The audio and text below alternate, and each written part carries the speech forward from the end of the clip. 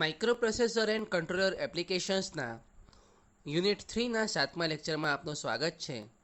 આજનું ટાઇટલ છે ટીકોન અને ટીમોડ 8051 માઇક્રોકન્ટ્રોલર માટે. After completion of this session student will be able to summarise the functions of T1 and T0 એટલે કે timer 1 અને ટાઈમર 0 ફોર 8051 એટલે કે 8051 માટે ટાઈમર 1 અને ટાઈમર 0ના ફંક્શન સમરાઇઝ કરવા અને એના ફંક્શન્સ માટે ટીકોન અને ટીમોડનું મહત્વ સમજવું. ટોપિક્સ ટુ બી કવર્ડ: 8051 માઇક્રોકન્ટ્રોલર માટે ટાઈમર 1 અને ટાઈમર 0ના ફંક્શન્સ અને ટીકોન અને ટીમોડ. પહેલા મહત્વની બાબતો જોઈ લઈએ જે 8051 માઇક્રોકન્ટ્રોલર માટે ટાઈમર અને કાઉન્ટરના કેરેક્ટરિસ્ટિક છે અથવા મહત્વના ગુણધર્મ છે. કાઉન્ટર અને ટાઈમર મોસ્ટલી તમે જુઓ કે ઇન્ડસ્ટ્રીમાં ઘણી બધી એપ્લિકેશન્સમાં યુઝ થાય છે અને 8051નું પોતાનું ઇન્ટરનલ ઇન્હરન્ટ કેરેક્ટરિસ્ટિક કહેવાય, ઇનબિલ્ટ ફીચર કહેવાય કે જે આવે છે જ્યારે તમે બીજા માઇક્રોપ્રોસેસર યુઝ કરો તો એમાં તમને સરળતાથી આ મળી ના શકે, તમારે એક્સટર્નલી પ્રોગ્રામિંગ કરવું પડે. એટલે કે 8051માં ઇનબિલ્ટ ટાઈમર કાઉન્ટર ફેસિલિટી આવે છે. 8051માં 16 બીટના બે ટાઈમર અથવા કાઉન્ટર હોય છે. They can count internal clock pulse as timer. હવે એક મતલબ સમજો, ક્યારે ટાઈમર કહેવું અને ક્યારે કાઉન્ટર કહેવું. તો કોઈ પણ એપ્લિકેશન તમે જુઓ તો જ્યારે ઇન્ટરનલ ક્લોક પલ્સની વાત આવે તો એ ટાઈમર કહેવાય અને એક્સટર્નલ પલ્સની વાત આવે તો કાઉન્ટર કહેવાય. આ હંમેશાનો યાદ રાખવાની વાત છે કે જ્યારે ઇન્ટરનલ ક્લોક પલ્સ કાઉન્ટ થાય ત્યારે ટાઈમર કહેવાય અને એક્સટર્નલ ક્લોક પલ્સ કાઉન્ટ થાય તો કાઉન્ટર કહેવાય. આગળ વધીએ. Timer 0 and timer 1. These are 16-bit timer counter for 8051. Each of them are 2-bit 8-bit register. 8051માં 16 બીટના બે રજિસ્ટર છે જે ટાઈમર અથવા કાઉન્ટર તરીકે કાર્ય કરી શકે છે અને એ દરેક 16 બીટનું રજિસ્ટર 8 બીટના ઇન્ડિપેન્ડન્ટ રજિસ્ટર તરીકે પણ કાર્ય કરી શકે છે. જેમ કે ટાઈમર 0ના બે સેક્શન પડી શકે: ટાઈમર 0 લોઅર અને ટાઈમર 0 હાયર. ટાઈમર 0 લોઅર એટલે કે TL0, ટાઈમર 0 લોઅર એ પ્રમાણે ટાઈમર 0 હાયર અને એ જ પ્રમાણે ટાઈમર 1 લોઅર અને ટાઈમર 1 હાયર. એ પ્રમાણે કુલ 16 બીટ ટાઈમર એ દરેક 16 બીટ બે રજિસ્ટર તરીકે કાર્ય કરી શકે છે. The mode of working is decided by 8-bit SFR. આપણે લાસ્ટ થોડાક લેક્ચર પહેલાં સ્પેશિયલ ફંક્શન રજિસ્ટરની વાત કરી હતી કે સ્પેશિયલ ફંક્શન રજિસ્ટર 8051ની પ્રોપર્ટી છે. એમાં ઘણા બધા રજિસ્ટર છે જેના સ્પેશિયલ ફંક્શન્સ હોય છે. તો આપણે ટાઈમર મોડ કંટ્રોલ રજિસ્ટર એટલે કે ટીમોડની અહીં વાત કરીશું જે 8-બીટ સ્પેશિયલ ફંક્શન રજિસ્ટર છે અને આપણે ટીકોનની વાત કરીશું ટાઈમર કંટ્રોલ રજિસ્ટર જે સ્પેશિયલ રજિસ્ટર એટલે છે કે જેના ઉપરના 4 બીટ હાયર 4 બીટ છે એ હાયર 4 બીટ કંટ્રોલ બીટ તરીકે કાર્ય કરે છે ટાઈમર અને કાઉન્ટરના ફંક્શન કંટ્રોલ કરવા માટે. લોઅર છે 4 બીટ એ ઇન્ટરપ્ટ માટે કાર્ય કરે છે અથવા એક્સટર્નલ ઇન્ટરપ્ટ માટે સેવાઓ આપે છે. તો આપણે ટીકોન એટલે કે ટાઈમર કંટ્રોલ રજિસ્ટર અને T mode timer mode control register વિશે અહીં ચર્ચા કરીશું. ટાઈમર કંટ્રોલ રજિસ્ટરની વાત કરીએ, ટીકોડ. આ ટીકોન જે છે એને અહીંયા ટેબ્યુલર ફોર્મમાં આપણે સમજવાનો ટ્રાય કરીશું. 0 ક્યારે હોય, 1 ક્યારે હોય એના બીટ એ આપણે સમજીશું. બીટ, સિમ્બોલ અને ફંક્શન. ટીકોન 7 એટલે કે ટીકોનનું 8મું બીટ, તો એને આપણે TF1 તરીકે કહીએ છીએ જેને ટાઈમર 1 ઓવરફ્લો ફ્લેગ કહે છે. Timer 1 overflow flag.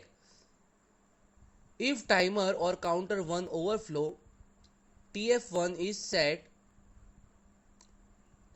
if go to ISR interrupt service routine or interrupt serve routine તો TF1 is equal to 0.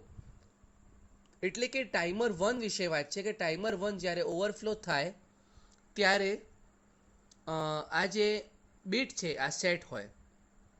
એટલે કે જ્યારે તમે 8 બીટની વાત કરતા હોય તો 8 બીટ જ્યારે પૂરા થાય FF સુધી આવે તો ત્યારે આ બીટ સેટ થાય છે. TR1 ટાઈમર 1 રન એટલે કે જ્યારે ટાઈમર 1 રનિંગ મોડમાં હોય ત્યારે આ બીટ સેટ હોય, અધરવાઇઝ રીસેટ હોય. તે રીતે ટાઈમર 0 ઓવરફ્લો જે પ્રમાણે ટાઈમર 1 માટે વાત કરી કે ટાઈમર 1 જ્યારે FF થી પાછો 0 થાય તો આ સેટ થાય, એ પ્રમાણે ટાઈમર 0 માટે અહીં લાગુ પડશે. અને ટાઈમર 0 રન એટલે કે ટાઈમર 0ના રન એટલે એક્ટિવ મોડ માટે આ બીટ સેટ હોય, અધરવાઇઝ રીસેટ હોય. એટલે કે આ જે 4 બીટ છે એ ઓવરફ્લો અને રન માટેના બીટ છે. આગળ વધીએ. ટીકોન 3ની વાત કરીએ એટલે કે ચોથું બીટ IE1. આપણે ટીકોન માટે આપણે આગળ વાત કરી કે આગળના જે 4 બીટ છે એ બેઝિકલી કંટ્રોલ માટે, રનિંગ માટે છે અને પાછળ જે લોઅર 4 બીટ છે 0 1 2 3 એ લોઅર 4 બીટ ઇન્ટરપ્ટ માટે છે. અહીં લખેલું છે કે external interrupt 1 flag if interrupt at detected I is equal to 1. આનો મતલબ સમજો કે જ્યારે ઇન્ટરપ્ટ અપિયર થાય, જ્યારે ઇન્ટરપ્ટ રાઇઝિંગ મોડમાં હોય ત્યારે આ બીટ સેટ હોય. એટલે કે જ્યારે ઇન્ટરપ્ટની શરૂઆત થાય, ઇન્ટરપ્ટ આવે ત્યારે ઇન્ટરપ્ટનું સિગ્નલ જ્યારે હાઈ હોય, રાઇઝિંગ એજ કહેવાય એને, એ સમયે આ બીટ સેટ હોય. કયા માટે? ટાઈમર 1 માટે. IT1 આ ફોલિંગ એજ, ઇન્ટરપ્ટની આવવાની શરૂઆત થાય તો રાઇઝિંગ એજ કહેવાય અને ઇન્ટરપ્ટ પૂરું થવાની શરૂઆત થાય તો ફોલિંગ એજ, ત્યારે IT1 આ બી સેટ હોય, અધરવાઇઝ રીસેટ હોય ટાઈમર 1 માટે. એ પ્રમાણે ટીકોન 1 ટાઈમર 0 માટે જ્યારે ઇન્ટરપ્ટની શરૂઆત થાય ત્યારે સેટ હોય અને ટીકોન 0 એટલે કે IT0 જ્યારે ઇન્ટરપ્ટ છે ફોલિંગ એજ ડિટેક્ટ થાય ત્યારે આ બીટ રીસેટ થાય, આ બીટ સેટ થાય, અધરવાઇઝ આ બીટ રીસેટ થાય. એટલે કે અહીં 4 છે એ એક્સટર્નલ ઇન્ટરપ્ટ માટે આ 4 બીટ સિગ્નિફિકન્સ છે, એમનું મહત્વ છે 4 બીટનું. એટલે કે જ્યારે રાઇઝિંગ એજ ડિટેક્ટ થાય ત્યારે I1 અને I0 જે તે ટાઈમર માટે હાઈ થાય અને ફોલિંગ એજ ડિટેક્ટ થાય ત્યારે IT1 અને IT0 હાઈ થાય.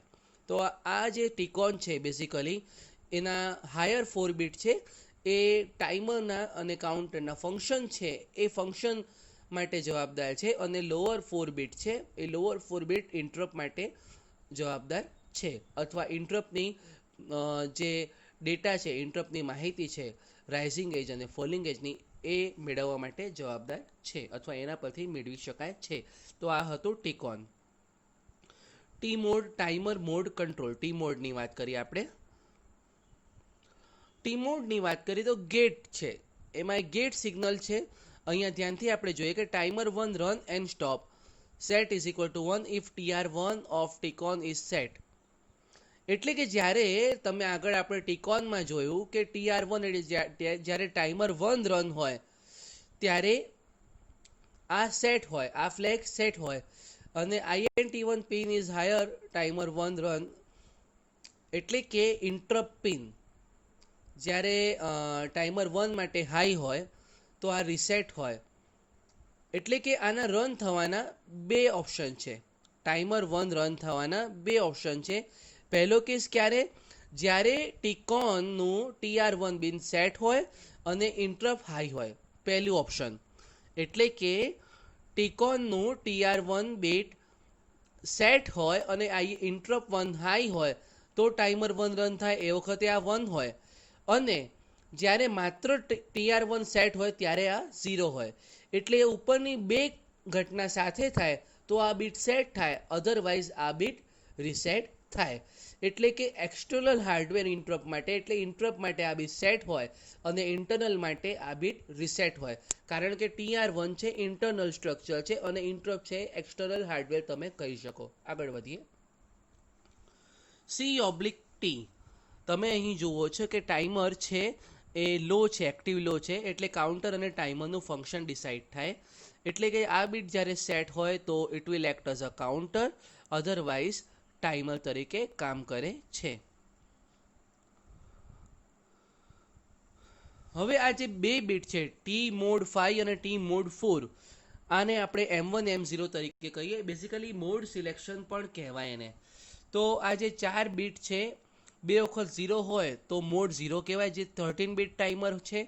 1 વખત 0 અને 1 વખત 1 હોય એટલે કે M0, એટલે કે ટી મોડ 5 0 હોય અને ટી મોડ 4 1 હોય તો મોડ 1 થાય, 16 બીટ ટાઈમર અથવા કાઉન્ટર થાય.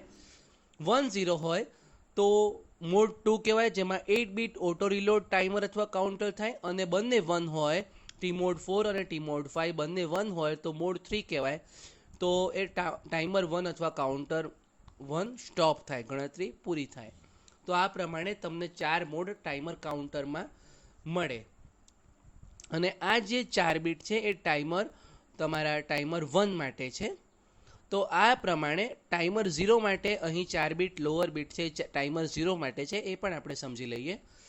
આમાં પણ જે પ્રમાણે ત્યાં 2 ઓપ્શન હતા કે જ્યારે ટીકોનનું TR1 હાઈ હોય અને ઇન્ટરપ્ટ પિન હાઈ હોય તો આ સેટ હોય, એટલે એક્સટર્નલ હાર્ડવેર માટે આ સેટ હોય અને ઇન્ટરનલ માટે internal instruction through timer run થાય તો આ રીસેટ હોય. આગળ વધીએ. કાઉન્ટર ઓબ્લિક ટાઈમર, એટલે કે ટાઈમર 0 માટે 1 હોય તો કાઉન્ટર, 0 હોય તો ટાઈમર. અને M1 અને M0 મોસ્ટલી આગળ પ્રમાણે છે. મોડ 0માં 13 બીટ ટાઈમર, મોડ 1માં 16 બીટ ટાઈમર કાઉન્ટર, મોડ 2માં 8 bit auto reload timer counter. પરંતુ મોડ 3ને આપણે વાંચીએ એમાં એવું લખ્યું છે કે 8 bit of timer 0 works as a timer counter. એટલે કે ટાઈમર 0 ના 8 બીટ છે ટાઈમર અથવા કાઉન્ટર તરીકે કાર્ય કરે છે અને કંટ્રોલ બાય T0. પરંતુ એના હાયર 8 બીટ છે, એ હાયર 8 બીટ કોના દ્વારા કંટ્રોલ થાય છે? ટાઈમર 1 દ્વારા કંટ્રોલ થાય છે. એટલે કે આના હાયર બીટ છે ટાઈમર 1 યુઝ અને કંટ્રોલ કરી શકે છે. તો આ ટી મોડની લાક્ષણિકતા છે. ટી મોડ અને ટીકોન છે ટાઈમર અને કાઉન્ટર ઓપરેશનનું બિહેવિયર નક્કી કરે છે. આજે આપણે શું જોયું?